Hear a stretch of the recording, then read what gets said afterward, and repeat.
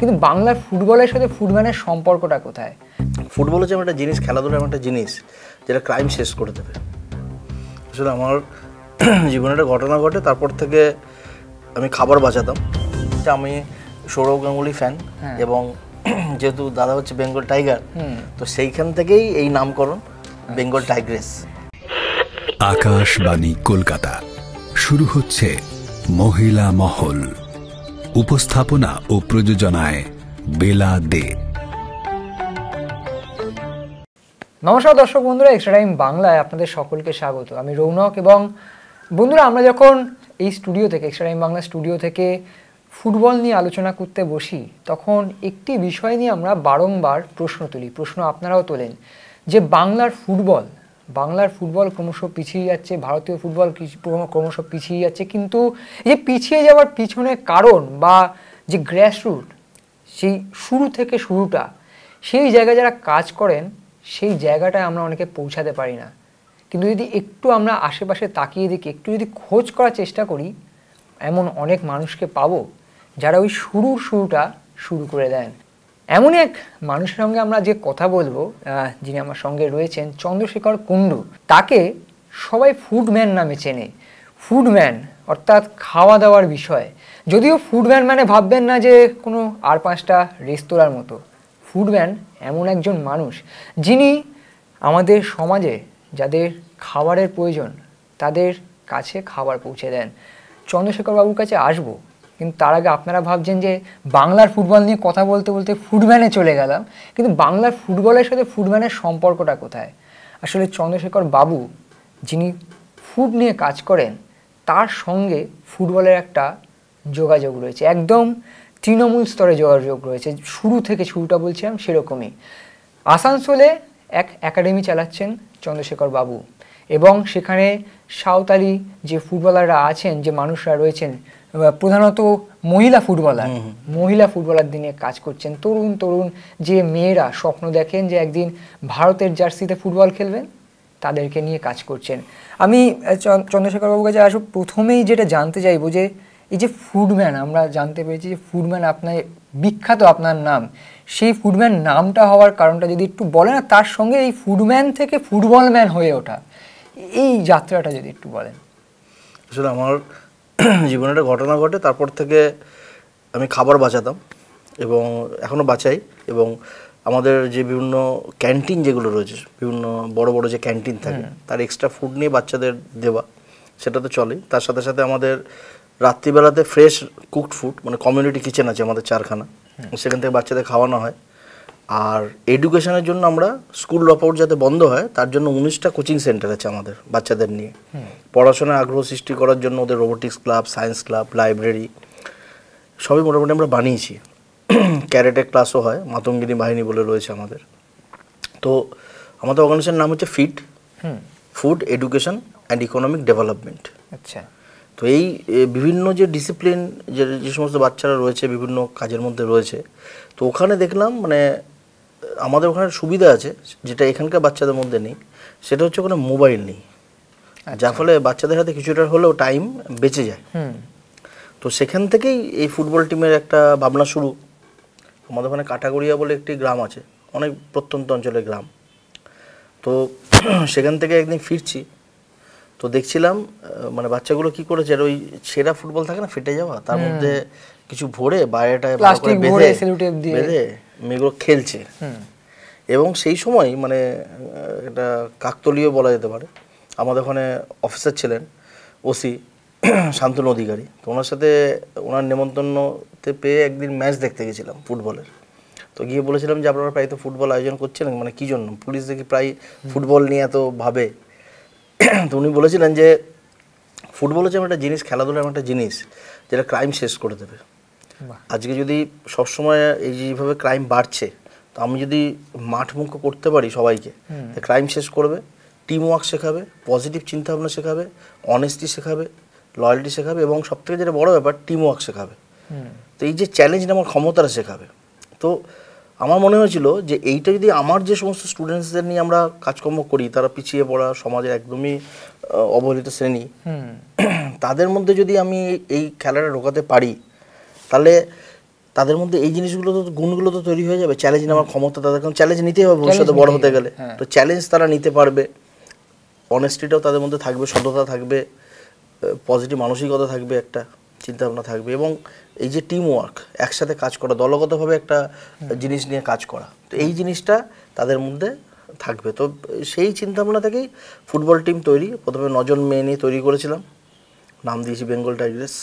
Bengal Tigress মানে বাংলার বাঘিনীরা, বাংলার বাঘিনীদের নিয়ে তো কাজ হচ্ছে, এবং তার সঙ্গে আমরা যা জানতে পারছি যে আদিত্য গ্রুপ অর্থাৎ আসোস আমরা যেটা বলি, তাদের সঙ্গে আপনারা একটা পার্টনারশিপে এই কাজটা করছেন। তো দেখুন, বাংলায় তো অনেক একাডেমি আছে, ছোট বড় অনেক একাডেমি, সেখানে আদিত্য গ্রুপের মতো একটা বড় গ্রুপ এগিয়ে এলো। এই প্রক্রিয়াটা কিভাবে হয়েছে, মানে আপনি কি অ্যাপ্রোচ করেছিলেন, বা আপনাদের একাডেমি দেখে কি ভালো লাগাটা, মানে আপনার, আমি জানতে চাইছি যারা আমাদের দর্শক বন্ধুরা আছে, আমাদের তো ফুটবল নিয়ে এত শো হয়, এত একাডেমি আছে, এত কথা, আমরা আজকে যে শোটা করছি, আপনার একাডেমির সেই স্পেশালিটিটা কি যেটা মানুষ এখনো জানেন না? আমাদের আসলে যখন প্রথম পরিকল্পনা ছাড়া প্রথম শুরু করেছিলাম নর্মালভাবেই, 9টি মেয়ে ছিল আমাদের, 9টি মেয়ে থেকে ধীরে ধীরে বাড়তে থাকে, আমরা সেটাকে টেনে নিয়ে চলে যাই 70 জনে। তো 70টি মেয়ের 4খানা টিম আমরা তৈরি করি। 6 জন ডোনার আমাদের দেশ বিদেশের, তারা হেল্প করেন আমাদেরকে। প্রথম কেউ জার্সি কিনে দেন, কেউ ফুটবল কিনে দেন, কেউ হয়তো সমস্ত কিছু জুতো মোজা দিয়ে সাহায্য করেন। বহুজন আছেন এরকম, 6 জন মিলে এটাকে তৈরি করেন প্রথম, এই 4টে টিম। ধীরে ধীরে তাদের খেলা শুরু হয়, এবং আমি মানে ওই খেলারই একটা ক্লিপ আমি পাঠিয়েছিলাম অনির্বাণ বাবুকে। আচ্ছা। তো ওনার খুব মানে জিনিসটা খুবই ভালো লাগে, এবং ওনারা আমাদের সাথে এডুকেশনের জন্য একটি মানে স্মার্ট ক্লাসরুম বানিয়েছেন, একটি কোচিং সেন্টার চালান আমাদের ওখানে, এবং একটি জায়গাতে রোজ রাতে খাবারের ব্যবস্থা করেছেন। এবং ওনারা মানে পারিবারিকভাবে পুরোপুরি যুক্ত আমাদের সাথে অনেকটাই। বছরে প্রায় 3-4 বার ওনারা আমাদের ওখানে ভিজিট করেন, যান, বাচ্চাদের খুব ভালোবাসেন। বিশেষ করে অনিলবাবু তো মানে গত 3 মাসে 2বার গেলেন ওখানে। তো ওই ক্লিপ দেখার পর ওনার খুব ভালো লাগে, এবং উনি পুরো প্ল্যানটা আমাদের কাছে জানতে চান। তখন আমি ওনাকে বলেছিলাম যে আমরা এইভাবে শুরু করেছিলাম, এখন আমরা 70 জনে এসছি, তো আপনি যদি আসেন এবং ম্যাচ দেখেন এবং চিন্তাভাবনা করেন তো খুব ভালো হয়। তো উনি গত বছর গেছিলেন ওখানে, আমাদের ম্যাচ দেখেন, বাচ্চাদের সাথে মেয়েদের সাথে কথাবার্তা বলেন, এবং যাদের সাথে আমাদের যে সমস্ত কোচরা রয়েছেন তাদের সাথে কথাবার্তা বলে উনি বলেছেন আমি নিশ্চয়ই এটা নিয়ে কিছু ভাববো বা চিন্তা করবো। তো উনি সেই কথাটা রেখেছে, আদিত্য গ্রুপ কথাটা রেখেছে, এবং ওনারা গেছিলেন। আমাদের 4টে টিমের মধ্যে একটি টিমকে ওনারা নেন, বেঙ্গল টাইগ্রেস যেটা রেনবো টিম আছে ওনাদের, মানে আসোসের, ওনারা গেছিলেন এবং আমাদের একটা বেঙ্গল টাইগ্রেস টিমকে নিয়েছেন, এবং তাদের হেল্প করা ইন দ্য সেন্স মানে কোচ পাঠানো ওখানকার, এখান থেকে প্লেয়ারদের নিয়ে যাওয়া, সেই কোচিং সিস্টেমটা ওখানকার কোচেদের শেখানো, সেইটা ওনারা শুরু করেছেন। এবং আমি নিজের পুরোদস্তুর যাকে বলে যে একাডেমি, সেটা তো কোনোদিন করতে পারিনি এখনো পর্যন্ত। ভবিষ্যতে যদি কোনোদিন করতে পারি তো আমার একটা স্বপ্ন রয়েছে, যে আমি দেখেছি আমাদের আসানসোলের আশেপাশেই একটি একাডেমি রয়েছে, একটি বড় কোম্পানি, তার একাডেমি, তার বছরে তারা হয়তো 1 মাস কি 2 মাস একাডেমি চালান, এবং যে সমস্ত গ্রাসরুট লেভেল থেকে মেয়েগুলোকে তুলে নিয়ে আসেন, ওনাদের আবাসিক হিসেবে রাখেন, ওনাদের পুরো মানে করেন, এবং সেই কোম্পানির নাম নিয়ে ওরা পুরো জিনিসটা করেন। কিন্তু আমার খুব খারাপ লাগে যেটা, যে সমস্ত কোচ যারা ওই ছোট ছোট কাজ করে মেয়েগুলোকে তৈরি করেছেন, যেমন আমার 2 জন কোচ আছেন, যেমন টেম্পুদা আছেন, উত্তমদা, তো উনি সেভাবে কোনো কাজই করেন না, চারদিকে খেলে বেড়ান, কখনো কীর্তন করেন, মানে খেলা পাগল একটা মানুষ। সন্তুদা অটো চালান, নিজের পকেটের পয়সা খরচা করে সমস্ত মেয়েদের নিয়ে কাজ করতেন। তো ওদের নিয়ে আমি চলি, এখন আমরা যেটুকু পারি ওনাদের হেল্প করি, দিয়ে চালাই। তো এই যে মানুষগুলো আজকে কাল্লাতে, আমাদের আসানসোলের কাল্লাতে আপনজন ক্লাব আছে, তারা ফুটবল নিয়ে পাগল। তো এই যে ছোট ছোট ক্লাবগুলো, কৌশিক মিশ্রা আছে ওখানে, মিশ্রাদের ভাইরারও সব রয়েছে, তো এই যে ছোট ছোট ক্লাবগুলো, এই যে কোচরা, এরা তো আসল জায়গায়, এদের সম্মান সবার আগে, কিন্তু এদের পরিচিতিটা সবার সামনে আসছে না। আজকে রানীগঞ্জে আমাদের একজন রয়েছেন দাদা, এরকম জামুরিয়াতে রয়েছে একজন। তো এই যে যারা রয়েছে, বড় একাডেমি যখন আমরা বানাচ্ছি, তো সেই একাডেমিতে এদেরকে ভুলে যাচ্ছে। তখন যারা প্লেয়াররা খেলছে তারাও ভাবছে বোধহয় এদের কোনো অবদান নেই, সব প্লেয়ার হয়তো নয়, কিছু প্লেয়ার ভাবছে। তো আমি যদি ভবিষ্যতে কোনো একাডেমি করি, অনির্বাণবাবুও রাজি, আমরাও রাজি, তো অন্তত সেখানে এই বড় বড় করে এই সমস্ত কোচদের থ্রু দিয়ে যারা এসছে তাদের নাম অন্তত টাঙাবো। আর যে সমস্ত ছোট ছোট ক্লাব, যাদের আমরা ছোট ক্লাব ভাবি, তারা কিন্তু বড় প্লেয়ার তৈরি করে অবশ্যই, তো তাদের নামগুলো যেন ওখানে আমরা থাকে। তো এটা আমার একটা স্বপ্ন, যেটা আমি করব। এটা যদি করতে পারি তাহলে কিন্তু ওনারা উৎসাহ পাবেন এবং আরও প্লেয়ার আসবে, এবং যে সমস্ত প্লেয়ার ওখানে খেলছে না তারাও ভাববে যে আমি ভবিষ্যতে কিছু করতে পারি। মানে সত্যি বলতে যখন আমরা ভিডিও শুরু করেছিলাম আমি একটা কথা বলছিলাম যে ফুটম্যান থেকে ফুটবল ম্যান, আপনি প্রকৃত অর্থেই ফুটবল ম্যান হয়ে উঠছেন। মানে ফুটবলের সাথে শুধু ফুটবলার যুক্ত নয়, তার সঙ্গে রয়েছেন কোচিং স্টাফ, তার সঙ্গে রয়েছেন গ্রাউন্ড স্টাফ, কর্তারা, সবাই মিলে। আপনি চাইছেন যদি একটা প্রপার একাডেমি আপনি করতে পারেন তাহলে সবাইকে নিয়ে এগিয়ে যাও, যেটা সাধারণত এখন হয়ে ওঠে না। এবং আরও একটা ভালো জিনিস আপনি বললেন যে সত্যি বলতে যে আমরা বলি না যে বাংলা ফুটবলার যারা এখনো অবধি যারা নাম করেছেন, অনেক কিংবদন্তি ফুটবলার, প্রাক্তন ফুটবলার রয়েছেন, এনারা ম্যাক্সিমামটা, আমি বলছি না যে কলকাতায় কেউ ছিল না, কিন্তু ম্যাক্সিমামটাই উঠে আসে কিন্তু গ্রাম বাংলা থেকে, এবং ছোট ছোট শহরতলি থেকে তারা উঠে আসে, অনেক পরিশ্রম করে উঠে আসেন। সেই জায়গা থেকে এই একাডেমিটা অনেকটা কাজে আসবে, এটা অবশ্যই আপনার লক্ষ্য। এবং এর পাশাপাশি আমি আরেকটা জিনিস, মানে দুটো ছোট ছোট প্রশ্ন। একটা ছোট প্রশ্ন হচ্ছে যে এখনো অবধি যে যাত্রাটা আপনাদের, তাও ক বছর হয়েছে এই একাডেমি চলছে? 3 বছর হয়েছে। 3 বছরের মধ্যে কতটা বাধা অতিক্রম করতে হয়েছে এটা ছোট করে জানতে চাইব। তার সঙ্গে ভবিষ্যতে, মানে একাডেমি আপনি যেমন বললেন ফুল ফ্লেজ একটা একাডেমি চাইছেন, কিন্তু এই যে 70টি ফুটবলার আপনার আন্ডারে রয়েছেন তাদেরকে নিয়ে সামনের দিনে কি পরিকল্পনা, মানে কোনো বড় টুর্নামেন্ট বা কিছু কি ভাবছেন এই বিষয়ে? দেখুন, সব থেকে যেটা বড় সমস্যা হয় মহিলা ফুটবলারদের নিয়ে, টুর্নামেন্ট কম থেকে বড় হচ্ছে মোটিভেশন। হ্যাঁ, তার জন্য আমাদের যেটা খুব করা দরকার হয় সেটা হচ্ছে অভিভাবকদের সাথে মিটিং করা, তাদেরকে বোঝানো, মেয়েদেরকে বোঝানো, গ্রামের সমস্ত মানুষকে তার মধ্যে ইনভলভ করা, খেলা দেখতে নিয়ে যাওয়া, তাদেরকে কেন খেলাটা দরকার। এবং এই যে রোড ম্যাপ, আমরা যদি বলি যে তুমি কাল থেকে ভাই ফুটবল খেলো, ফুটবল খেললে এই হবে ওই হবে, কি হবে সেটা যদি পরিষ্কারভাবে তাদের সামনে যদি না করি, যে লাইসেন্সিং সিস্টেম আছে, তুমি কোচ হতে পারো, তুমি এই হতে পারো, তুমি ওই হতে পারো, সেইগুলোকে তাদের সামনে কিন্তু অর্থনৈতিকভাবেও ব্যাপারটাকে বোঝাতে হবে। আজকে আমরা যদি দেখি যে ফুটবল বলুন, ক্রিকেট বলুন, সমস্ত খেলা যেখানে আদানি আম্বানি সবাই আজকে ইনভেস্ট করছে, বড় বড় মানুষ, তার মানে সেখানে টাকা আছে, পয়সা আছে। তার মানে কি সেই টাকা পয়সাটা হয়তো সেই জায়গাতে পৌঁছচ্ছে না, নিচের লেভেলে পৌঁছচ্ছে না, বা তারা হয়তো জানেই না যে কোন রুটে গেলে আমি এই জায়গাটা মূল স্রোতে ঢুকতে পারবো। তো সেই রোড ম্যাপটা কিন্তু আমার পক্ষে দেখানো সম্ভব না, সেটা দরকার যারা বোঝে ব্যাপারটা। যেমন আদিত্য গ্রুপ রয়েছেন, ওনারা ব্যাপারটা অনেক দিন থেকে, ওরা আমাদের অনেক অনেক অনেক আগে থেকে ওনারা গেছেন। স্পোর্টসের সব থেকে এই মোমেন্টে বোধহয় এই চত্বরের সব থেকে বড় একাডেমি। তো ওই জন্যই চেয়েছি যে ওনাদের সাথে আমরা যাতে চলতে পারি, টাই আপ করতে পারি, বাচ্চাদের কাছে জিনিসগুলো পৌঁছতে পারি। তো এটা একটা ঘটনা। দ্বিতীয় ঘটনা হচ্ছে, দেখবেন কিছুদিন আগে আমাদের ওখানে সাংবাদিক বৈঠক হলো, আমাদের জার্সি ওপেনিং হলো বেঙ্গল টাইগার্সের, এবং ওনাদের চেয়ারম্যান। এখানে নাকি একটা খুব বড় বিতর্ক হয়েছে যে আসানসোলে একটা বড় সাংবাদিক সম্মেলন হচ্ছে, কিন্তু সেখানে ফুটবলের সাথে যুক্ত মানুষ কম এবং ইন্ডাস্ট্রিয়ালিস্টরা বেশি ছিলেন। এই বিষয়টা যদি একটু আলোকপাত করেন। হ্যাঁ, এটা নিয়ে তো বিতর্ক হয়েছে, কিন্তু যেটা ঘটনা সেটা হচ্ছে, আজকে আমি যতই বলি না যে তোরা ভালো করে খেল, দিনের শেষে কিন্তু সবাই দেখবে যে মেয়েটার ভবিষ্যৎটা ওই চাকরি পেলো কিনা, তার সংসার চলছে কিনা। কারণ সবাই তো ধরুন একটা প্রান্তিক জায়গা থেকে এসছে, কারোর বাবা হয়তো চায়ের দোকান চালায়, কেউ হয়তো কোনো রকমের লেবারের কাজ করে, তার কেউ হয়তো বাবা মাই নেই। তো সেইটা একটা বড় জায়গা, আর সেই জায়গাটাকে আমি যতই বলি না যে তোরা ভালো করে খেল, কেউ কিন্তু খেলবে না।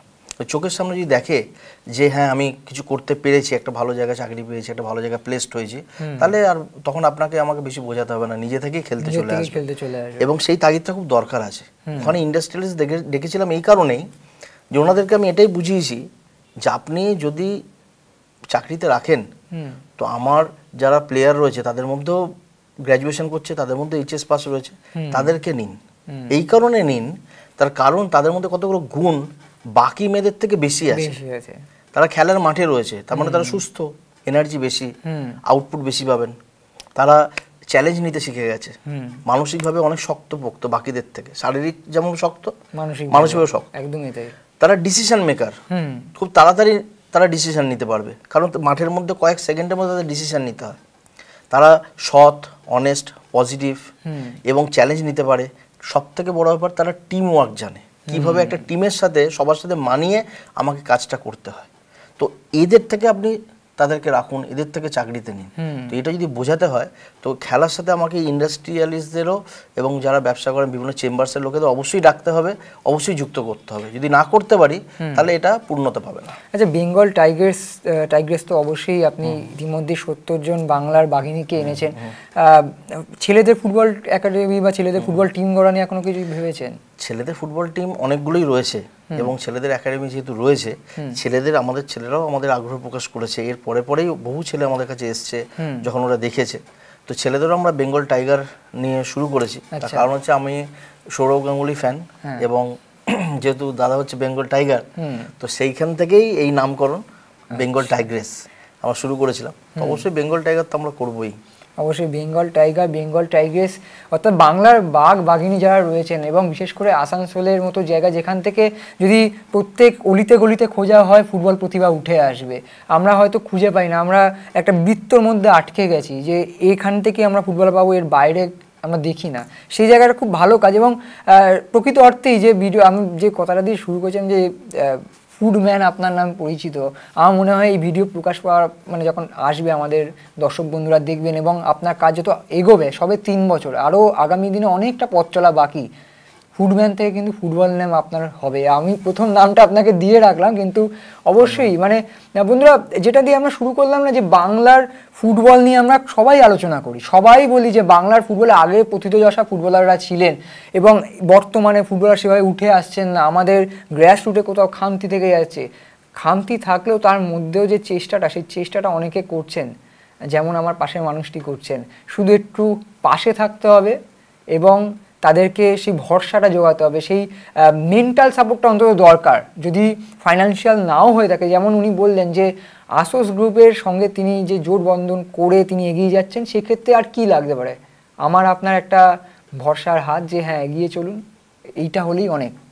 আর তার সঙ্গে এই বেঙ্গল টাইগ্রেসের আমরা অবশ্যই শুভকামনা করি। আমরা চাইবো বেঙ্গল টাইগ্রেসকে খেলতেও দেখতে এবং বেঙ্গল টাইগারও আসছে যেটা বললেন। সব মিলিয়ে বন্ধুরা আপনারাও কমেন্ট বক্সে জানাবেন যে আসানসোলের এই বেঙ্গল টাইগার আসতে চলা বেঙ্গল টাইগার, এবং অবশ্যই আমাদের ফুটবল ম্যানকে নিয়ে আপনাদের কি মতামত। এবং বাংলার ফুটবলের এরকমই প্রত্যেকটি অঞ্চলে, প্রত্যেকটি জেলার, প্রত্যেকটি শহরে, সব জায়গাতেই কিন্তু ফুটবল প্রতিভা রয়েছে, একটু খুঁজলে পাওয়া যাবে। এরকমই যদি আপনারও চেনা কোনো ফুটবল ম্যান থাকেন অবশ্যই আমাদের কমেন্ট বক্সে জানাবেন এবং ভিডিওটি ভালো লাগলে লাইক করবেন, শেয়ার করবেন বন্ধুদের সঙ্গে এবং আমাদের ইউটিউব চ্যানেল সাবস্ক্রাইব করে আমাদের পাশে থাকবেন। অসংখ্য ধন্যবাদ, নমস্কার। Extra time.